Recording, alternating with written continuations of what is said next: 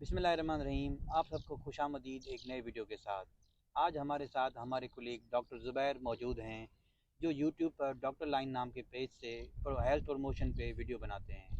Doctor Zubair, आपको बहुत बहुत खुशामदीद। Thank you so much doctor Naveed. मेरा पहला सवाल डॉक्टर ज़ुबैर से ये है कि डॉक्टर ज़ुबैर, एक बीमारी है जिसको खामोश कातिल कहा जाता है, वो कौन सी बीमारी है और उसकी पाकिस्तान में शरह क्या है?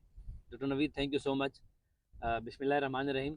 और डॉक्टर नवीद ने सवाल ये पूछा है कि खामोश कातिल या साइलेंट किलर किस बीमारी को कहा जाता है। साइलेंट किलर और खामोश कातिल की बात की जाए तो ये ब्लड प्रेशर को कहा जाता है। और इसके पीछे लॉजिक क्या है, इसको साइलेंट किलर क्यों कहा जाता है? क्योंकि मुसलसल तौर पे ये देखा जाता है कि जब भी हमारे पास कोई पेशेंट्स आते हैं और जिनका ब्लड प्रेशर बढ़ा हुआ आता है, उनके अंदर क्या हो रहा होता है कि उनको कोई अलामात नहीं आ रही होती, कोई सिम्टम नहीं आ रहा होता, और वो हमारे पास आते हैं और जब हम उनका ब्लड प्रेशर चेक करते हैं तो पता चलता है कि उनका ब्लड प्रेशर बढ़ा हुआ है। और किसी अलामात के ना होने की वजह से इसको साइलेंट किलर इसीलिए कहा जाता है। और यहाँ तक कि कभी कभार आपको ये दिल का दौरा और उसके अलावा ब्रेन स्ट्रोक भी करवा सकता है, क्योंकि इसकी अलामात ना आने की वजह से आपको पता ही नहीं चलेगा और आप डॉक्टर के पास जाएंगे ही नहीं। और अगर इसके शरह की बात की जाए तो पाकिस्तान के जो शहरी इलाके हैं वहाँ पे तकरीबन 22%, और जो देहात के इलाके हैं वहाँ पे इसकी शरह 18% है। इसके साथ मेरा दूसरा सवाल डॉक्टर ज़ुबैर आपसे ये है कि ब्लड प्रेशर और सर्दी में क्या ताल्लुक है दोनों में? ये बड़ा इंपॉर्टेंट सवाल आपने पूछा है। मुसलसल देखा गया है कि ब्लड प्रेशर सर्दियों के अंदर बढ़ जाता है।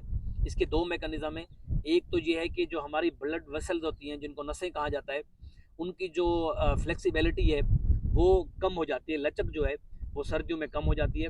दूसरा ये है कि सर्दियों के अंदर हमारे जिस्म को हीट या हरारत ज़्यादा चाहिए होती है, तो जो ब्लड प्रेशर है, जो ब्लड फ्लो है, वो बढ़ जाता है ताकि हमारे जिस्म की जो गर्मी और जो हरारत है उसको पूरा करने के लिए। इसी वजह से सर्दियों के अंदर ज़्यादातर ब्लड प्रेशर बढ़ जाता है बानिस्बत गर्मियों के। डॉक्टर ज़ुबैर, मेरा आखिरी और अहम सवाल ये है कि जिन पेशेंट्स का ब्लड प्रेशर मुसलसल बढ़ा हुआ होता है तो उनको कौन सी कॉम्प्लिकेशन और बीमारियां हो सकती हैं? बिल्कुल, आपने बहुत ही इंपॉर्टेंट सवाल पूछा है, लेकिन इससे पहले मैं कुछ ऐड करना चाहूँगा। हमारी फैमिली में बहुत सारे लोग ऐसे हैं जो पेशेंट्स हमारे पास आते हैं, वो कहते हैं कि मेरा ब्लड प्रेशर बढ़ता था और मेरे घर में मेरी वालिद या वालदा वो भी ब्लड प्रेशर की मरीज़ थी, तो मैंने उनकी दवाई खाना शुरू कर दी। ये आपको ब्लड प्रेशर की दवाई जो प्रिस्क्राइब करेगा वो डॉक्टर ही करेगा, ये चीज़ आप याद रखें।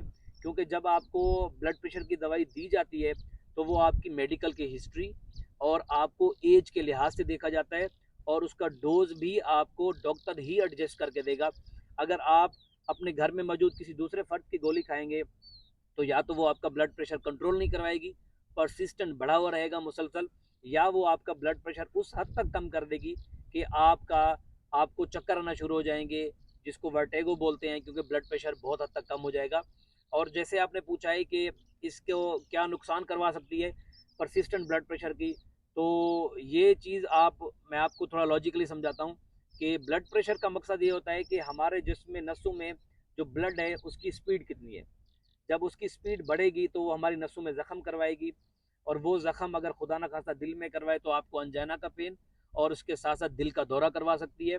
और वही ब्लड अगर स्पीड के साथ जाएगा तो हमारे गुर्दे ख़राब हो सकते हैं, हमारे जिगर को नुकसान पहुंच सकता है, और इन सब चीज़ों से बढ़ के आपको ये ब्रेन स्ट्रोक करवा सकता है।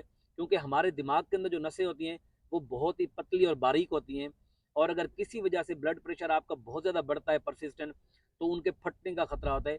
अगर वो फटेंगी तो उसके दो नुकसान होते हैं।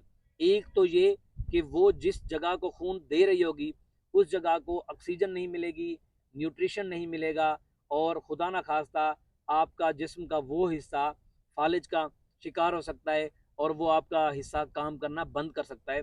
और दूसरा ये है कि जैसे उसमें दिमाग में खून बहेगा तो दिमाग के अंदर जगह बहुत कम होती है, तो वो खून दूसरे दिमाग के हिस्से को प्रेशर लगाएगा। इसी तरह जिस तरह कोई शख्स एक दूसरे को प्रेशर लगा के बैठा हो तो वो अपना काम बेहतर से नहीं कर सकता, हमारा दिमाग भी इसी तरीके से अपना काम बेहतर से नहीं कर सकता, और वो स्ट्रोक का शिकार भी होगा, और दिमाग का वो हिस्सा जहाँ पे ब्लड पड़ा है वो भी काम करना बंद कर देगा। तो आखिर में ब्लड प्रेशर के हवाले से आप हमारे लिए क्या कहना चाहेंगे? जी doctor Naveed, home take message ये है कि एक तो अगर आपको ब्लड प्रेशर होता है और आपने अपने घर वालों की मेडिसिन इस्तेमाल नहीं करनी, अपनी वालदा वालिद भाई की दवाई इस्तेमाल नहीं करनी, आपको डॉक्टर के पास जाना है और जो वो प्रिस्क्रिप्शन देगा आपको वो इस्तेमाल करना है। दूसरा ये है कि अगर आप ब्लड प्रेशर के डायग्नोज पेशेंट नहीं हैं लेकिन आपकी फैमिली हिस्ट्री है, आपके ख़ानदान में किसी को है, तो आप 2 में दिन में, 4 दिन में या एटलीस्ट 1 हफ़्ते में अपना ब्लड प्रेशर लाज़मी चेक करवाते रहें। और अगर बढ़ा हुआ है तो उसको छुपाने की कोई ज़रूरत नहीं है, बल्कि आप डॉक्टर के पास खुद चल के जाएँ, उनको बताएँ। क्योंकि अगर आपको बीमारी का पता चल जाता है तो ये समझ लें कि आपने 80% तक उस बीमारी पे कंट्रोल कर लिया आपने। आपको पता चल गया, आप मेडिसिन लेके उसको कंट्रोल कर सकते हैं। होम टेक मैसेज ये है कि आप जो है ना अपना ब्लड प्रेशर कंट्रोल में रखें। अगर ब्लड प्रेशर कंट्रोल में रखेंगे तो आप दिल की बीमारियों से, गुर्दों की बीमारियों से, जिगर की बीमारियों से और बहुत ही अहम जो ब्रेन स्ट्रोक या दिमाग का फालिज है उससे बच सकते हैं। इसके साथ ही हम अपने वीडियो को एंड करते हैं। अगर आपको हमारी ये वीडियो पसंद आई है तो कमेंट करें, लाइक करें और शेयर करें। और इसके साथ साथ डॉक्टर ज़ुबैर यूट्यूब पर डॉक्टर लाइन नाम के पेज से मौजूद हैं, उनके पेज को सब्सक्राइब करें, जिससे ये होगा कि आपको ये कीमती मालूमात सेहत के हवाले से मिलती रहेंगी। आपका बहुत बहुत शुक्रिया doctor thank you Zubair. So much doctor. Thank you.